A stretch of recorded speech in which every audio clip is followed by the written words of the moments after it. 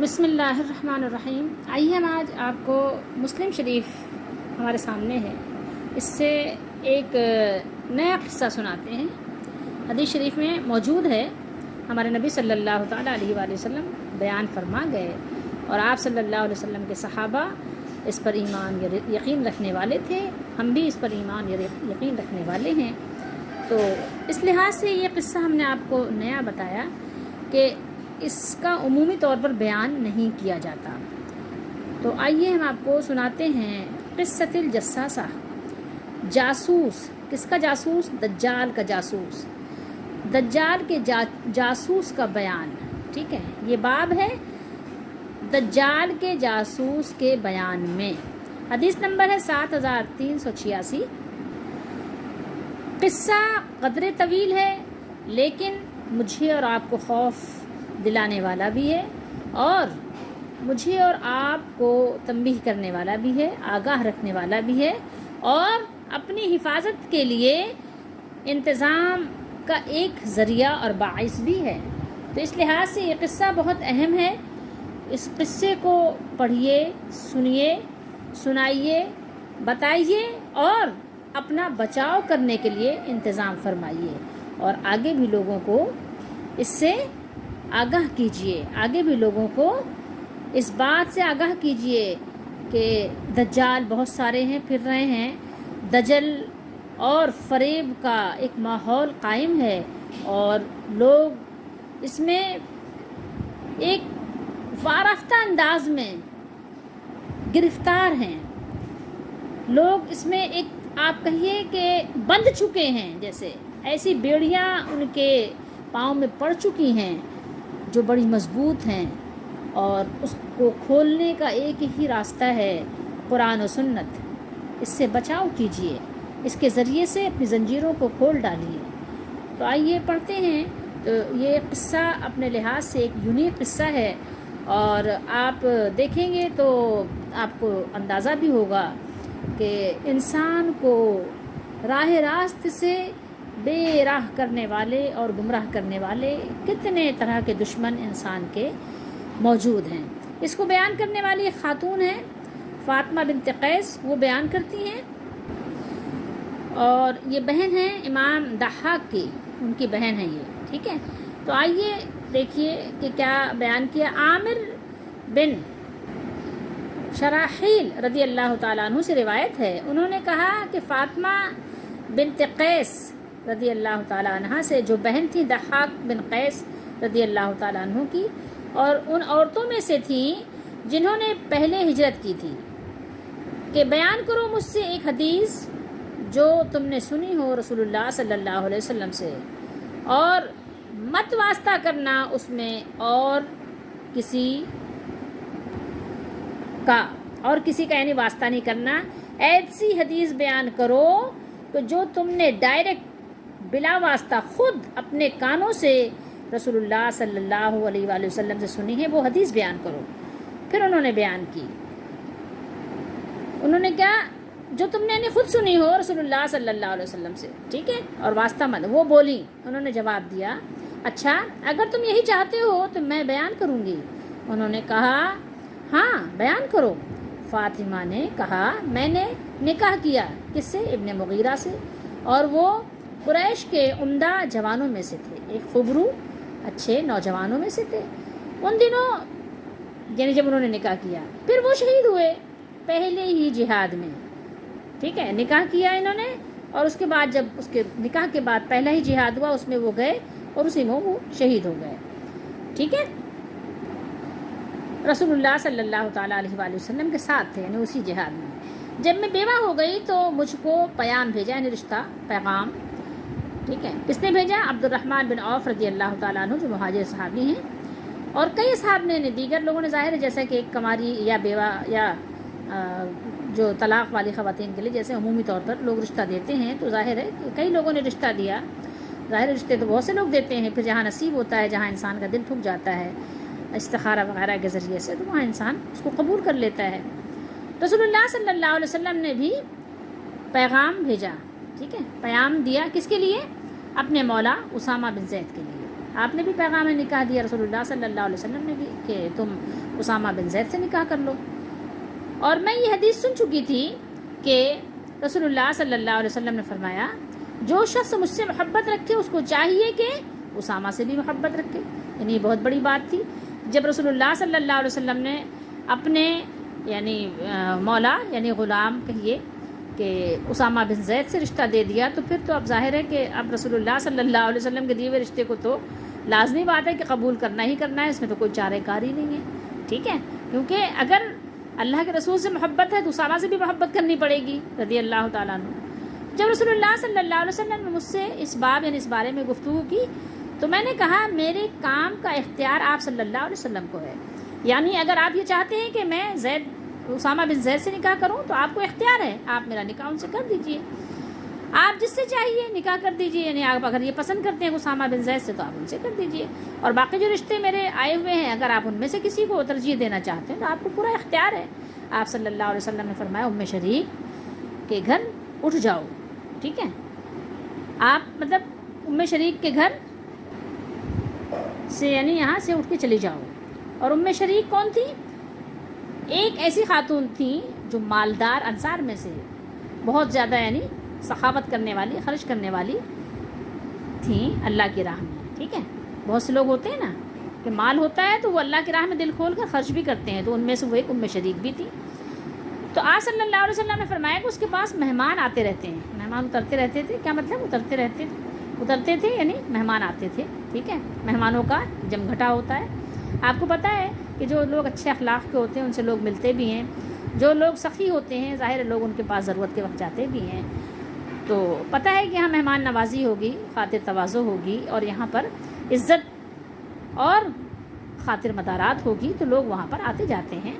اور ایسا آنا جانا منع بھی نہیں ہے, ضرورت کے وقت ظاہر ہے کہ اگر آپ ان کے پاس آتے جاتے ہیں تو لوگ آتے تھے ان کے پاس. ٹھیک ہے, یعنی خاتون ہو کر مردوں کی خاطر تواضع کرنا منع نہیں ہے. میں نے عرض کیا بہت اچھا, یعنی آپ نے جو فرمایا ظاہر اس سے اچھا اور کیا ہو سکتا ہے.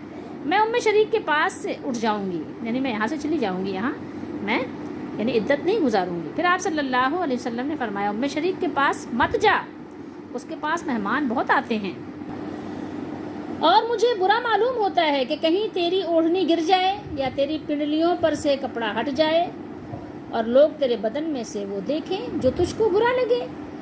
یعنی آپ کو پتہ ہے کہ جب گھر میں خواتین رہتی ہیں تو ہر وقت تو سر پہ دوپٹہ نہیں ہوتا نا, کبھی دوپٹہ سرک بھی تو جاتا ہے, کبھی آدمی سر کھجانے کے لیے ادھر ادھر کرتا ہے تو ظاہر ہے دوپٹہ ہٹ جاتا ہے, کبھی دوپٹہ ہی بے ترتیب ہو جاتا ہے تو انسان صحیح کرتا ہے. جب صحیح کرتا ہے تو آپ کو پتہ ہے کہ جسم کے کچھ اعضاء نظر آنے لگ جاتے ہیں جو کہ نہیں نظر آنے چاہیے غیر مردوں کو. تو اکیلے میں تو کوئی مسئلہ نہیں ہے, خواتین کے درمیان تو کوئی مسئلہ نہیں, لیکن اگر کوئی مرد بھی ہے اور پردے کا پورا اہتمام نہیں ہے, گھر اس طرح کا نہیں ہے, تو پھر تو ظاہر ہے یہ بات کسی بھی شریف خاتون کو پسند نہیں ہوتی.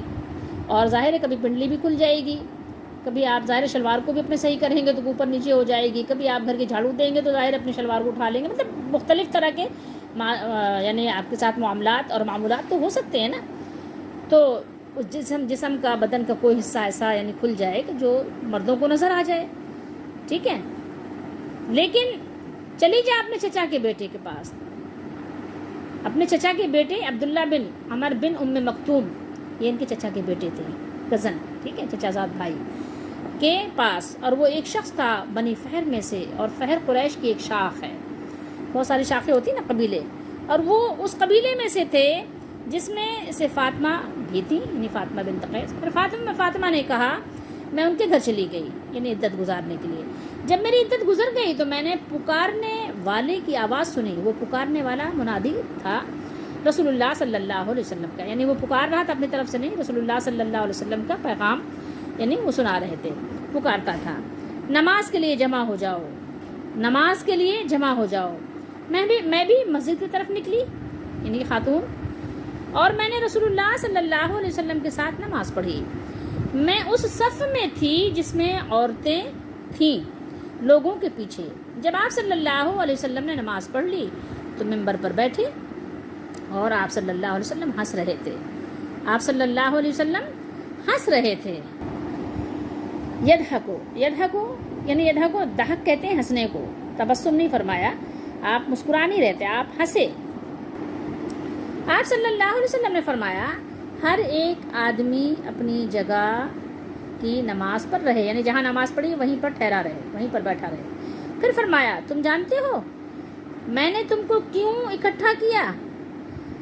میں نے تم کو کیوں اکٹھا کیا؟ بلکہ اس لیے جمع کیا، ہاں یہاں پر ہے، کیوں اکٹھا کیا؟ وہ بولے اللہ اس کا رسول خوب جانتا ہے، اللہ جانے کہ ظاہر ہے اللہ کے حکم سے آپ نے ہمیں جمع کیا، اور رسول اللہ صلی اللہ علیہ وسلم کو جو کچھ اللہ نے بتایا تو رسول اللہ جانتے ہیں، ٹھیک ہے، کہ رسول اللہ صلی اللہ علیہ وسلم کو کیا بیان کرنا ہے، کیا بتانا ہے، امت کو کیا سکھانا ہے، تو وہ رسول اللہ صلی اللہ علیہ وآلہ وسلم ہی جانتے ہیں، ظاہر دوسرا کون جانے اس کو؟ اللہ تعالیٰ جانے، اور اللہ نے اپنے رسول کو بتایا کہ بھائی ہم میرے بندوں کو یہ سکھاؤ، یہ بتاؤ، یہ تربیت کرو، تو اللہ ہی جانتا ہے، اور اللہ تعالیٰ نے جو اپنے رسول کو سکھایا تو اللہ کا رسول جانتا ہے، ہم کیا جانیں؟ آپ صلی اللہ علیہ وآلہ وسلم نے فرمایا اللہ کی قسم میں نے تم کو رغبت دلانے یا ڈرانے کے لیے جمع نہیں کیا، یہاں پر بھی یہ ترغیب و ترہیب کے لیے جمع نہیں کیا، بلکہ اس لیے جمع کیا کہ تمیم داری ایک نصرانی تھا، وہ آیا اور اس نے بیعت کی اور مسلمان ہوا، اور مجھ سے ایک حدیث بیان کی جو موافق پڑھی، ٹھیک ہے، اس نے کیا کیا، یعنی وہ مسلمان بھی ہو گیا اور حدیث بیان کی، اور وہ موافق تھی، کس کے موافق تھی؟ یعنی اسلام کے، اور رسول اللہ صلی اللہ تعالیٰ علیہ وآلہ وسلم جو دین لے کر آئے تھے اس کے موافق تھی، اس کے مخالف نہیں تھی۔ یعنی اس کو یوں سمجھیے کہ جو علم اللہ تعالیٰ نے اپنے رسول صلی اللہ علیہ وسلم کو دیا تھا، تو جب وہ نصرانی مسلمان ہوئے تو انہوں نے جو کچھ بتایا اسی کے مطابق بتایا، ٹھیک ہے، آسان لفظوں میں۔ تو اس حدیث کے جو میں تم سے بیان کرتا تھا، یعنی جو کچھ میں تم سے بیان کر رہا تھا اسی کے مطابق اس نے بھی بیان کیا دجال کے باب میں۔ اس نے بیان کیا کہ وہ شخص یعنی تمیم سوار ہوا سمندر کے جہاز میں 30 آدمیوں کے ساتھ، ٹھیک ہے، کتنے لوگوں کے ساتھ سوار ہوا؟ تمیم مسلمان ہونے سے پہلے 30 لوگوں کے ساتھ، جن کا تعلق کہاں سے تھا؟ لخمن سے، جو لخمن اور جزامن کی قوم سے تھے، ٹھیک ہے۔ ان سے 1 مہینے بھر لہر کھیلی سمندر میں۔ لہر آپ کو پتہ ہے نا، جب کبھی کبھی سمندر میں آ جاتی ہے طغیانی اور لہریں گھومنے لگ جاتی ہیں تو پھر کشتی آگے نہیں بڑھتی، اسی میں گھومتی رہتی ہے۔ تو 1 مہینے تک یہ سلسلہ چلتا رہا کہ لہر جو ہے وہ گول گول گھوم رہی تھی، تو ہوائیں ایسی چل رہی تھیں کہ جو گول گول چل رہی تھیں، نہیں یوں، ٹھیک ہے۔ تو کشتی ظاہر ہے اسی بھنور میں پھنسی ہوئی تھی، نہ یوں جا پا رہی تھی اور نہ یوں آ پا رہی تھی، نہ وہ اپنی منزل پہ جا پا رہی تھی نہ واپس اپنی منزل کی طرف آ پا رہی تھی، ٹھیک ہے۔ تو سمندر میں ہی کشتی وہیں پر جو ہے 1 مہینے تک، یعنی شدت موج سے جہاز تباہ رہا، ٹھیک ہے، ٹوٹا پھوٹا تو نہیں، لیکن یہ کہ اس کا حال ایسا تھا کہ وہ منزل کی طرف لے نہیں جا سکتا تھا۔ پھر وہ لوگ جا لگے سمندر میں ایک ٹاپو کی طرف سورج ڈوبتے، ٹھیک ہے، یعنی ایسی جگہ چلے گئے سمندر میں ایک سائیڈ میں، اس لہر نے ان کو سائیڈ میں پہنچا دیا۔ پھر وہ جہاز سے پلوار یعنی چھوٹی کشتی میں بیٹھے، ٹھیک ہے، تاکہ جو ہے اپنی منزل پہ پہنچ جائیں۔ اب وہ جب جہاز تو ظاہر ہے پھنس گیا ہے، اور ٹاپوں میں داخل ہوئے، وہاں ان کو ایک جانور بھاری دم بہت بالوں والا ملا، اس کی ایک بھاری دم بھی تھی بڑی سی، اور بہت سارے اس کے جسم پر بال تھے، سر سے لے کے پاؤں تک، آگے پیچھے سب، ٹھیک ہے۔ اس کا آگا پیچھا دریافت نہ ہوتا تھا، پتہ نہیں چلتا تھا کہ اس کا منہ کا اگلا حصہ کون سا ہے اور پچھلا حصہ کون سا ہے، یعنی سر سے لے کے پاؤں تک جب بال ہی بال ہوں اور بہت گہرے اور بہت گھنے بال ہوں تو آپ کو کیسے پتہ چلے گا کہ اس کا یعنی سامنے کا حصہ کون سا ہے اور پچھلا حصہ کون سا ہے، اگلا پچھلا آپ کو پہچان نہیں ہوگی۔ بالوں کے ہجوم سے، یعنی بال کے اتنا زیادہ یعنی جب گھٹا تھا اتنا زیادہ یعنی کثیر بال تھے، تو لوگوں نے اس سے کہا اے کمبخت تو کیا چیز ہے، کون سی بلا ہے تو؟ ویلا کی مان تھی، تو اس نے کہا میں جاسوس ہوں۔ اس نے کیا کہا؟ اس نے کہا قالت انا الجساسۃ، میں جاسوس ہوں۔ لوگوں نے کہا جاسوس کیا چیز ہے؟ محمد جساسہ، جاسوس کیا چیز ہے، کون سا جاسوس؟ اس نے کہا اس مرد کے پاس چلو، اس مرد کے پاس چلو جو دیر میں ہے، ٹھیک ہے، جو دیر میں ہے، اس واسطے کہ وہ تمہاری خبر کا بہت مشتاق ہے۔ تمیم نے کہا جب اس نے مرد کا نام لیا تو ہم اس جانور سے ڈرے۔ جب اس نے کہا نا کہ اس مرد کے پاس چلو، تو تمیم نے بیان کیا رسول اللہ صلی اللہ علیہ وسلم سے، تو ہم اس سے یعنی ڈرے کہ اب جب کہیں پتہ نہیں کہاں لے کے جائے گا، یہ ڈرے کہ کہیں یہ شیطان نہ ہو، ٹھیک ہے. تمیم نے کہا پھر ہم چلے دوڑتے، یعنی چلے کس طرح سے، یعنی اس انداز سے جیسے دوڑتے، یہاں تک کہ دیر میں داخل ہوئے. دیکھا تو وہاں ایک بڑے قد کا آدمی ہے کہ ہم نے اتنا بڑا آدمی اور ایسا ویسا سخت جکڑا ہوا کبھی نہیں دیکھا.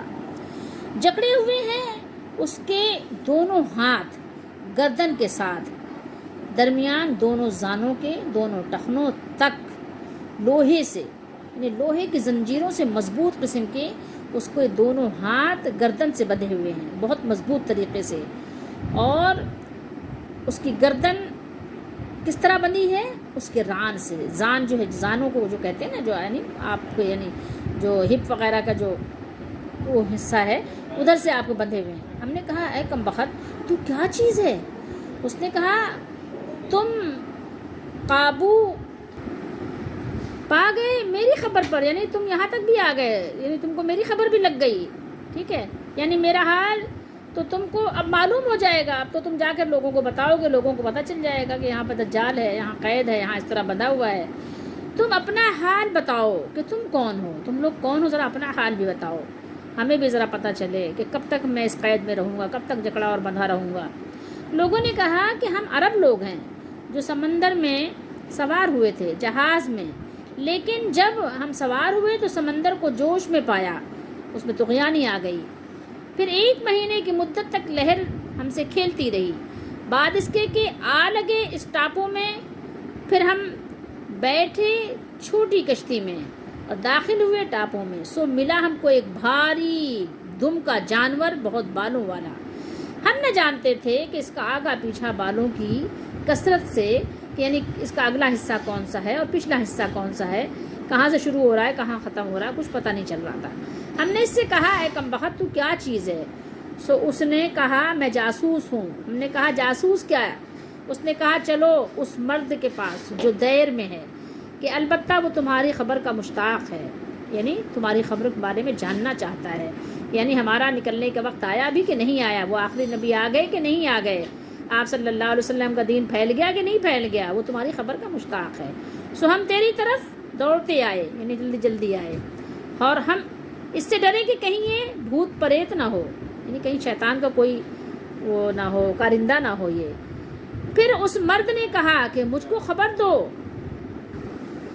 بیسان کے نخلستان سے. کیا کہا اس نے؟ اخبرونی عن نخل بیسان قلنا. ٹھیک ہے، ہم نے کہا کہ کون سا حال اس کا تو پوچھتا ہے، کس چیز کے بارے میں تو کو خبر چاہیے؟ اس نے کہا کہ میں اس کے نخلستان کے بارے میں پوچھتا ہوں کہ پھل دیتا ہے، یعنی ابھی وہ نخلستان جہاں پہ وہ درخت ہیں کیا اس میں پھل آتے ہیں ابھی؟ ہم نے اس سے کہا کہ ہاں پھل دیتا ہے. اس نے کہا خبردار ہو، کہ خبردار کس بات سے کرنا ہے وہ، کہ ان قریب یعنی وہ پھل نہیں دے گا. ان قریب کیا ہوگا؟ وہ سب سوکھ ساکھ جائے گا اور بے پھل کا ہو جائے گا. ٹھیک ہے، تو ان قریب وہ پھل نہیں دے گا، وہ نہ پھل دے گا. اس نے کہا کہ بتلاؤ مجھ کو تبرستان کا دریا، اس کے بارے میں بتاؤ. ہم نے کہا کون سا حال اس دریا کا تو پوچھتا ہے؟ وہ بولا میں اس میں، یعنی میں پوچھ رہا ہوں اس بارے میں کہ اس میں پانی ہے، یعنی اس دریا میں بھی پانی ہے. لوگوں نے کہا اس میں بہت پانی ہے، ابھی پانی سے بھرا ہوا ہے. اس نے کہا البتہ اس کا پانی ان قریب کیا ہوگا؟ خشک ہو جائے گا، ختم ہو جائے گا، جاتا رہے گا. پھر اس نے کہا خبر دو مجھ کو زغرا کے چشمے کے بارے میں مجھے خبر دو، کہ زغرا کے چشمے سے لوگوں نے کہا کیا حال اس کا پوچھتا ہے، یعنی زغرا کے چشمے کے بارے میں کیا پوچھ رہے ہو؟ اس نے کہا اس چشمے میں پانی ہے، وہاں کے لوگ اس کے پانی سے کھیتی کرتے ہیں. ہم نے اس سے کہا ہاں اس میں بہت پانی ہے اور وہاں کے لوگ کھیتی کرتے ہیں اس کے پانی سے. اس نے کہا مجھ کو خبر دو عرب کے پیغمبر سے، یعنی نبی آخر الزماں صلی اللہ علیہ وسلم کے بارے میں. تو وہ آ گئے، انہوں نے کہا وہ مکے سے نکلے اور مدینے میں گئے، یعنی ہجرت بھی ہو چکی. اس نے کہا کیا عرب کے لوگ ان سے لڑے، یعنی جنگ ہو چکی؟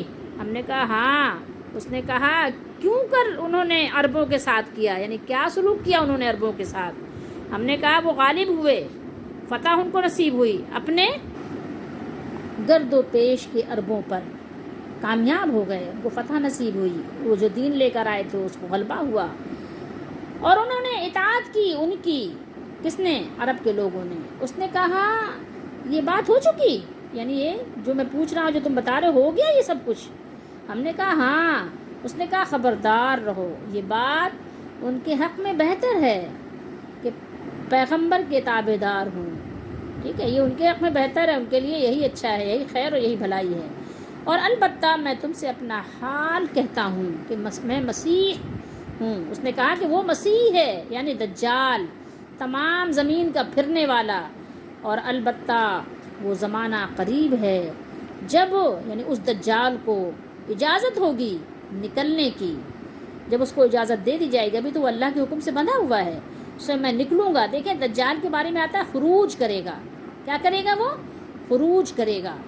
اور عیسیٰ علیہ السلام کے بارے میں کیا آتا ہے؟ وہ نزول کریں گے، یعنی عیسیٰ علیہ السلام تشریف لائیں گے اور دجال کیا کرے گا؟ نکلے گا۔ سمجھ رہے ہیں آپ بات کو؟ یعنی اس کی پیدائش ہو چکی ہے، وہ موجود ہے ابھی سمندر میں، ٹھیک ہے، تو یعنی وہ پیدا نہیں ہوگا دجال۔ بہت سے لوگ دکھاتے ہیں نا، یہ ایک آنکھ کا بچہ ہے، یہ فلاں ہے، یہ جھمکا ہے، یہ دجال ہے، نہیں، وہ بندھا ہوا ہے سمندروں میں، موجود ہے۔ سو میں نکلوں گا اور سیر کروں گا اور کسی بستی کو نہ چھوڑوں گا، یعنی ہر جگہ اس کا پھیرا ہوگا، ایسی اس کی طاقت ہوگی، کوئی ایسی بستی نہیں ہوگی جہاں نہ جاؤں۔ 40 رات کے اندر، 40 رات یعنی 40 دن رات جو گزریں گے تو اس میں 40 دن میں اس کا پھیرا پورے دنیا میں لگ جائے گا، سوائے مکے اور طیبہ کے، ٹھیک ہے، مکہ اور طیبہ چھوڑ کر، مدینہ طیبہ اور مکہ مشرفہ کو چھوڑ کر وہ 40 دن کے اندر اندر تمام دنیا کا پھیرا کرے گا، تمام دنیا کی سیر کر لے گا۔ وہاں یہ دونوں مقامات پر، مقامات مقدسہ پر دجال کا جانا کیا ہے؟ حرام ہے۔ اس نے کہا مجھ پر حرام ہے، یعنی منع ہے، ممنوع، ھذا ممنوع۔ جب میں چاہوں گا ان 2 بستیوں میں سے کسی کے اندر جانا تو میرے آگے بڑھائے گا ایک فرشتہ اور اس کے ہاتھ میں ننگی تلوار ہوگی، وہ مجھ کو وہاں جانے سے روک دے گا، اور البتہ اس کے ہر ایک ناکے پر فرشتے ہوں گے۔